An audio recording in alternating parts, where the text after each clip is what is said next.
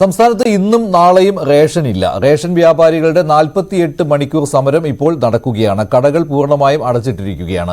അവധി ദിവസങ്ങൾക്ക് പിന്നാലെ കടകൾ കൂടി അടഞ്ഞതോടെ സമരം ജനങ്ങളെയും ബാധിച്ചിട്ടുണ്ട്.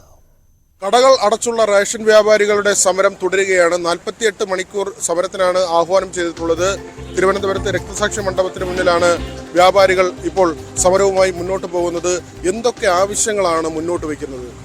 പ്രധാനമായിട്ട് നമ്മുടെ ഈ ഒരു റേഷൻ 2018 പ്രഖ്യാപിച്ച റേഷൻ വ്യാപാരികളുടെ ഒരു വേതന പാക്കേജ് ഉണ്ടായിരുന്നു.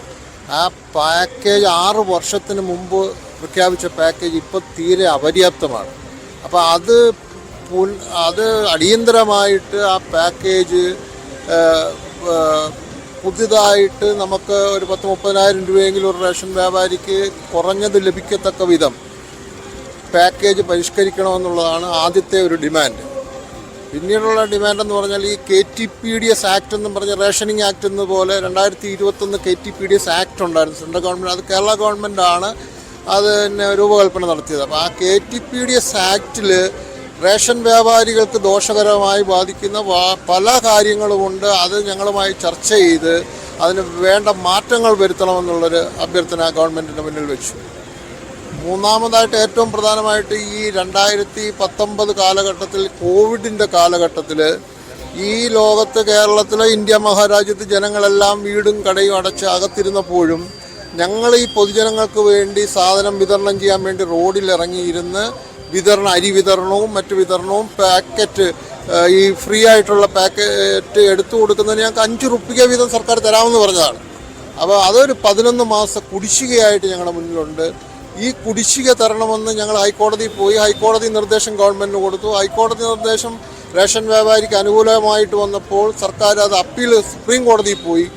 എന്നിട്ടും വിജയിക്കാഞ്ഞിട്ട് അത് റേഷൻ വ്യാപാരികൾക്ക് ആ പൈസ അടിയന്തരമായിട്ട് കൊടുക്കണമെന്ന് കോടതി ഉത്തരവിട്ടിട്ട് പോലും അത് കൊടുക്കാനുള്ളൊരു ഒരു സന്മനസ് ഗവൺമെൻറ് കാണിക്കുന്നില്ല. അപ്പം മിനിസ്ട്രി ചർച്ചയിൽ പറഞ്ഞത് നമുക്ക് ഈ നമ്മുടെ സാമ്പത്തികം കേരളത്തിലൊന്ന് മെച്ചപ്പെട്ടു വരുമ്പോൾ ഇതിനെക്കുറിച്ച് പരിഗണിക്കാമെന്നുള്ളതാണ്. അത് മെച്ചപ്പെട്ടു വരത്തില്ലെന്ന് നമുക്ക് ഏവർക്കും അറിയാമെന്ന് പറഞ്ഞാൽ കിറ്റ് കമ്മീഷൻ തരാൻ ഒക്കില്ല എന്ന് പറഞ്ഞതിന് തുല്യമാണ്.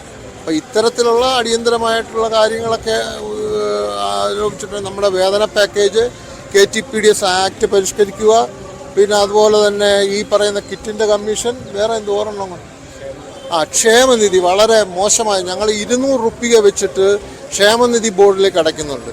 അപ്പം ഒരു പൈസ പോലും അടയ്ക്കാതെ ക്ഷേമനിധി ബോർഡിൽ പ്രവർത്തനം വളരെ കാര്യക്ഷമമായിട്ട് പല മേഖലകളിലും ഗവൺമെൻറ് നടത്തുന്നുണ്ട്.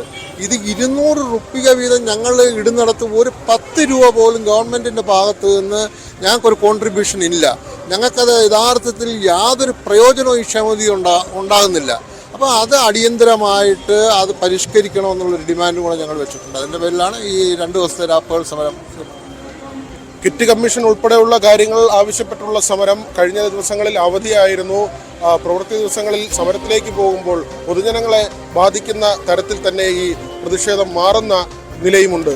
സന്തോഷ് കാരക്കോണത്തൊപ്പം VV Vinod, news 18 Thiruvananthapuram. Kit നൽകിയതിന്റെ കമ്മീഷൻ പോലും ഇതുവരെ റേഷൻ വ്യാപാരികൾക്ക് കിട്ടിയിട്ടില്ല എന്നുള്ളതാണ് വസ്തുത. ഇതുൾപ്പെടെയുള്ള കാര്യങ്ങളാണ് ഇപ്പോൾ സമരത്തിന് കാരണമായിട്ട് റേഷൻ വ്യാപാരികൾ പറയുന്നത്. ഇന്നും നാളെയും റേഷൻ കടകളിലേക്ക് പോകേണ്ട, റേഷൻ കടകൾ തുറക്കില്ല. ഇന്ത്യ